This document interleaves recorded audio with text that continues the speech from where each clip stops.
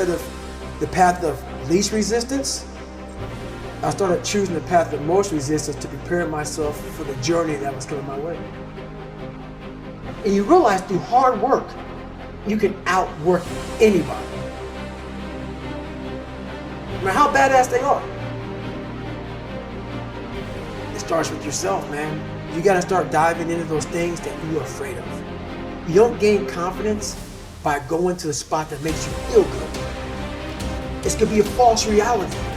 And the second life gives you that challenge, all you wanna do is go back to what gave you confidence, is that happy spot. No, what gave me confidence was spending years at a kitchen table trying to learn how to read and write on my own. Realizing I can't learn the way you learn. I can't, but I can learn. What gives you confidence, not being afraid, is overcoming the fear. That's what gives me confidence, is facing these things, overcoming them. And maybe not overcoming them every day, but facing them.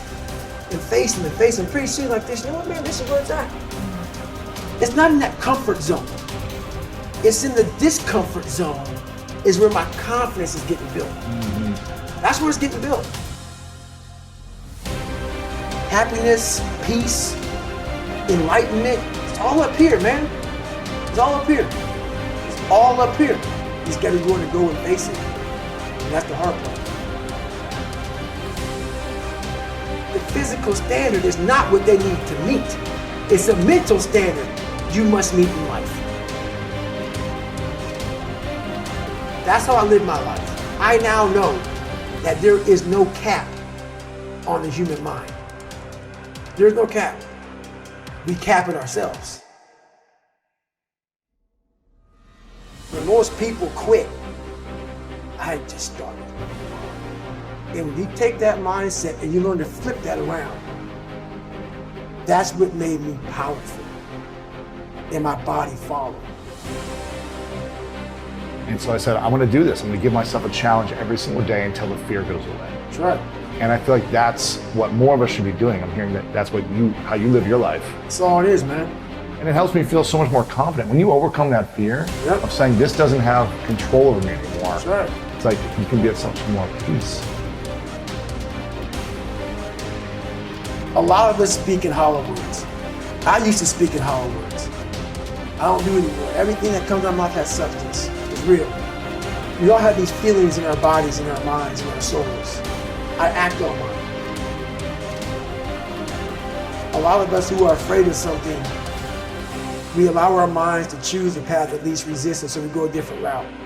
And I'm afraid of something that's telling me you must do that. Life is one big mind game, and you're playing it with yourself. You cannot lose perspective of where you've come in life.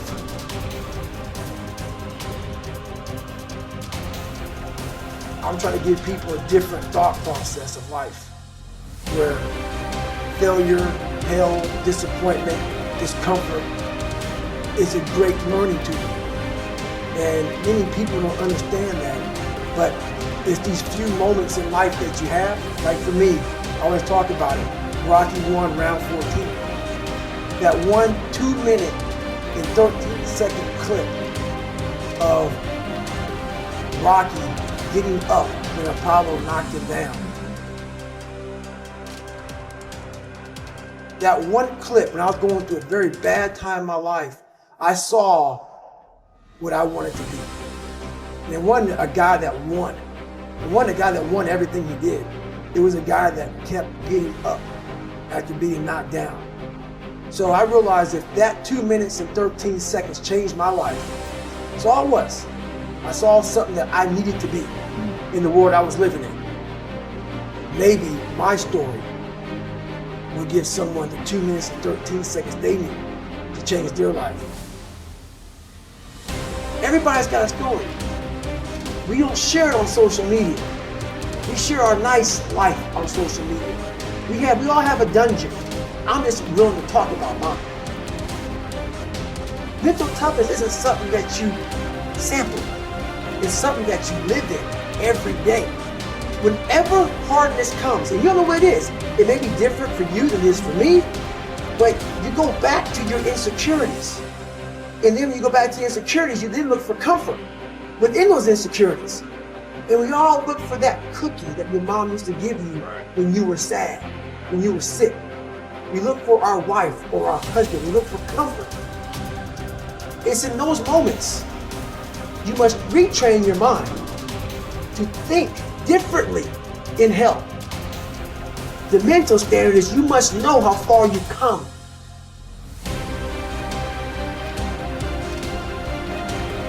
I walk in a room now and I know the hours and years and decades I put into David Goggins.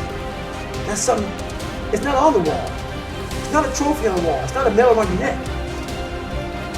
I don't care how you perceive David Goggins, because through my journey, I figured out the one piece I was missing.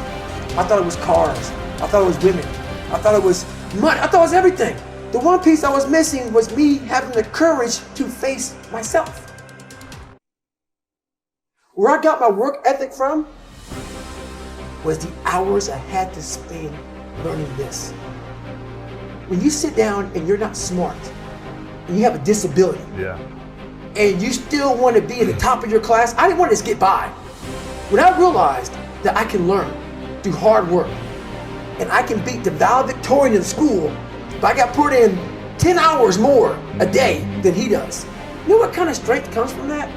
When you're sitting down, that guy that valedictorian studied for an hour, and you know I caught you.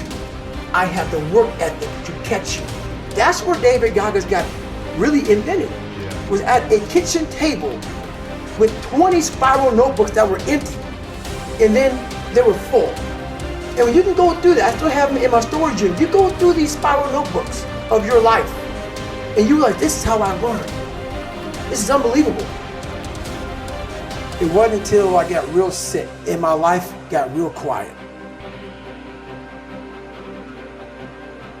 I went from running 205 miles in 39 hours to I couldn't get out of bed. My life was taken from me. And that's when I realized I hadn't taken time to think about what I'd done in my life. I'd done all these things, but there was no finish line.